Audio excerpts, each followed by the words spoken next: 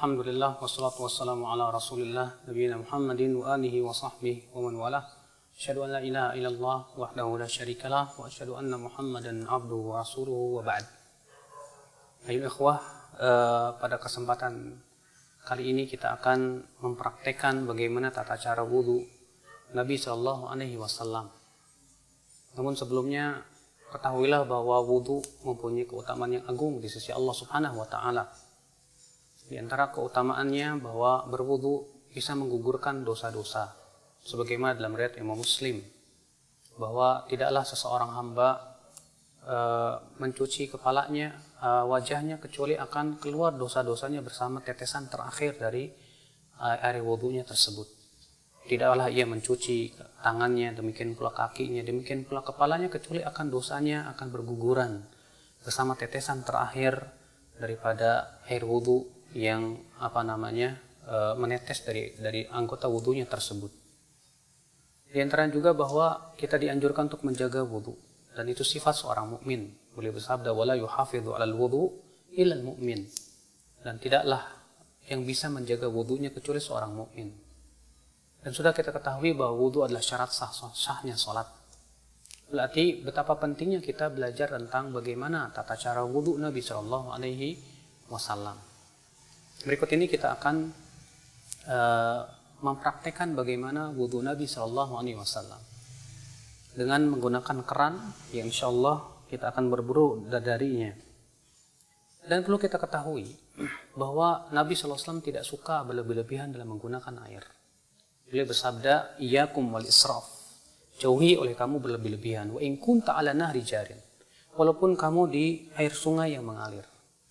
Dan sebutkan dalam hadis riwayat Abu Daud adalah Rasulullah SAW berwudu dengan satu mud saja.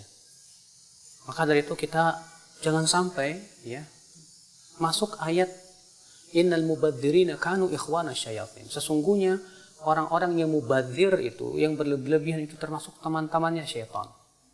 Kadang kita lihat ada orang yang berwudu, ternyata dibuka kerannya besar-besar, sehingga akhirnya dia menggunakan air secara berlebihan. Dan itu sendiri termasuk dosa. Karena itu termasuk mubadzir, sikap mubadzir itu tidak disukai oleh Allah Subhanahu wa taala. Yang pertama kita akan lakukan yaitu membaca bismillah. Karena membaca bismillah adalah merupakan perkara yang dilakukan oleh Nabi sallallahu alaihi wasallam. Namun para ulama memang berbeda pendapat. Apakah bismillah itu rukun ataukah ia hanya sunnah saja? Ya, Rasulullah bersabda, la salata liman la wudu'a lahu wala wudu'a liman lam yadhkur ismallahi alaih. Tidak sah salat bagi mereka yang tidak ada wudu, dan tidak sah wudu bagi mereka yang tidak menyebut nama Allah. Kita ucapkan bismillah.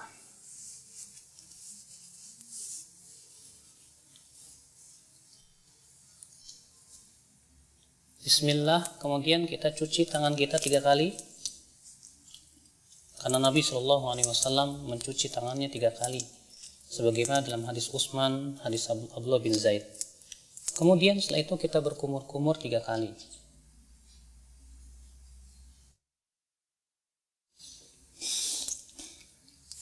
Ketika berkumur-kumur, kita ambil satu telapak tangan, kemudian kita masukkan air ke mulut, lalu ke hidung sekaligus. Lalu kita keluarkan dengan tangan kiri kita.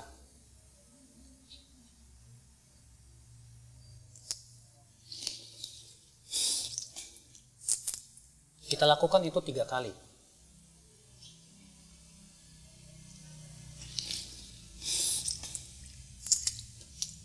Setelah itu kita akan mencuci wajah. Dan batasan wajah terjadi ikhtilaf para ulama, apakah wajah itu dari sini ke sini, dan ini pendapat jumhur. Itu mulai dari daging yang menyembul di sini di telinga sampai kepada ini. Sebagian ulama mengatakan bahwa wajah itu masuk padanya bagian kuping, bagian depan. Dan ini diriwayatkan dari Ali bin Abi Thalib. Adalah Ali bin Abi Thalib ketika mencuci wajah, beliau mencuci bagian depan telinganya. Ya.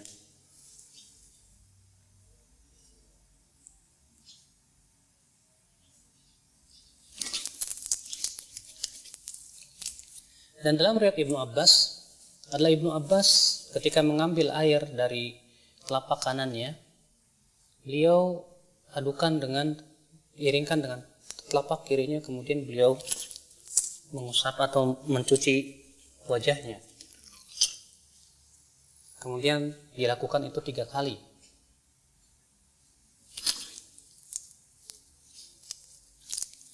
Dan dalam riwayat Ali bin Abi Thalib, adalah Ali bin Abi Thalib setelah berwudu, yaitu mencuci wajah, beliau mengambil segenggam air, lalu kemudian diguyurkannya di ubun-ubunnya dan dibiarkan ia mengalir ke bawah. Dan ini termasuk sunnah Nabi SAW yang banyak ditinggalkan oleh manusia. Kemudian setelah itu kita mencuci tangan sampai siku-siku juga. Kita ambil dengan tangan kanan, lalu kemudian kita cuci sampai siku-siku. Dan jangan lupa untuk menyela-nyelai tangan, karena Nabi SAW memerintahkan untuk menyela-nyelai jari jemari tangan dan jari jemari kaki. Dan kita lakukan ini juga 3 kali.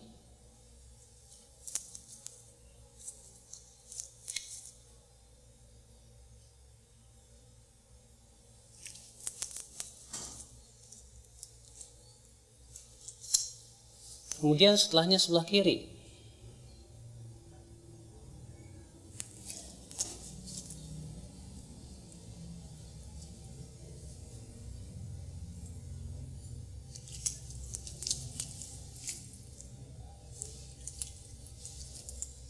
Setelah kita mencuci tangan, maka kita ambil air segenggam, kemudian kita mengusap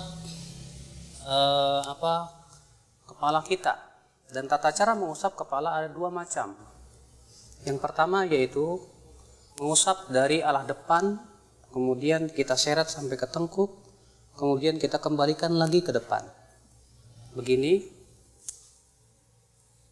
Kemudian kita kembalikan lagi ke depan. Lalu kemudian kita masukkan jari kita ke dalam telinga, lalu kita usap bagian belakangnya. Seperti ini. Karena Rasulullah mengatakan al-udhunan minar ra's. 2 telinga itu bagian daripada kepala. Jadi ini cara yang pertama, itu dari arah depan. Kita kemudian tarik ke mana? Ke tengkuk. Kemudian kita kembalikan lagi ke bawah, ke depan. Kemudian kita masukkan, lalu kita usap bagian luar telinga. Ini cara yang pertama. Adapun cara yang kedua, itu yang disebutkan dalam hadis riwayat Abu Daud juga dari hadis Rubai', bahwa adalah Rasulullah SAW mengusap kepalanya wala yughayyir min sya'ri syai'an. Beliau tidak merubah bentuk rambutnya sama sekali. Ditafsirkan oleh para ulama, yaitu mengusap rambutnya mengikuti alur rambut sehingga tidak merubah. Sebab kalau kita mulai dari depan seperti ini, kemudian ke belakang, tentu rambutnya akan acak-acakan. Tapi Rasulullah SAW pernah melakukan supaya rambutnya tidak acak-acakan, itu dengan cara apa? Beliau mengikuti alur rambut, ya, dan mengusapnya hanya sekali saja. Yaitu dengan dalam riwayat Imam Ahmad bin Hanbal, beliau memberikan contoh, diambil air, kemudian dimulai dari tengah, lalu ke depan, kemudian dimulai dari tengah, lalu ke belakang. Ini yang dicontoh oleh Imam Ahmad bin Hanbal. Maka ini kata Al-Imam Al-Khattabi, khusus bagi mereka yang mempunyai rambut yang panjang. Ketika ia berwudu, ia tidak ingin rambutnya berubah.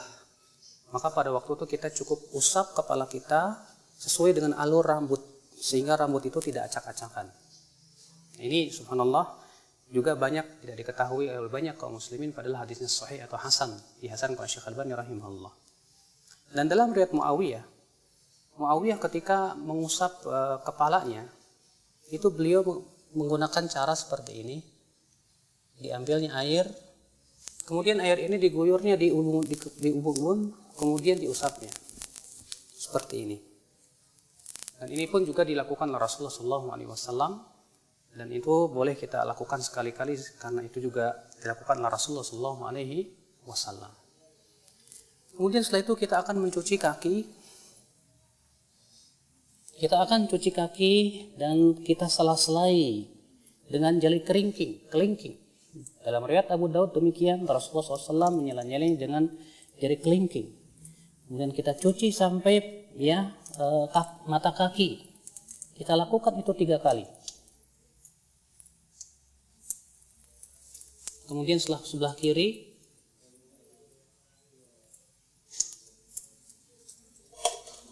kita lakukan itu 3 kali.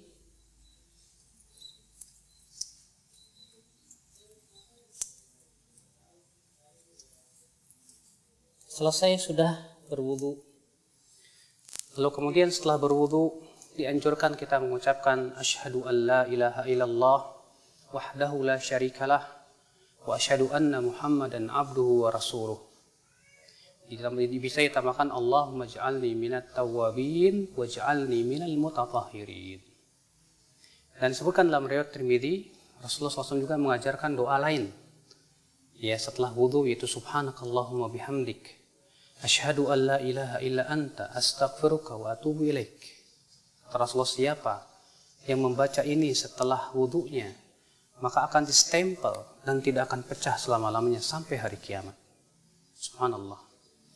Rasulullah mengatakan, siapa yang mengucapkan setelah wudunya asyhadu an la ilaha illallah wahdahu la syarikalah wa asyhadu anna Muhammadan abduhu wa rasuluh, maka akan dibukakan untuk dia 8 pintu surga.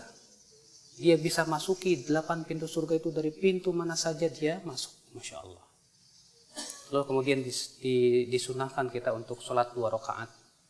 Disebutkan dalam hadis Bilal, Rasulullah bersabda, ya Bilal, bima sabaqtani ilal jannah, dengan apa engkau mendahuliku ke dalam surga.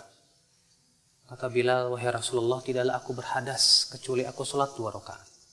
Kata Rasulullah, dengan 2 itu kamu masuk surga. Subhanallah. Ini keutamaan yang agung ya akhul Islam. Semoga ini memberikan faidah untuk kita semua tentang bagaimana tata cara wudu Nabi SAW. Ini saja. Subhanakallah bihamdik. Asyhadu an la ilaha illa anta astaghfiruka wa atubu ilaik. Wassalamualaikum warahmatullahi wabarakatuh.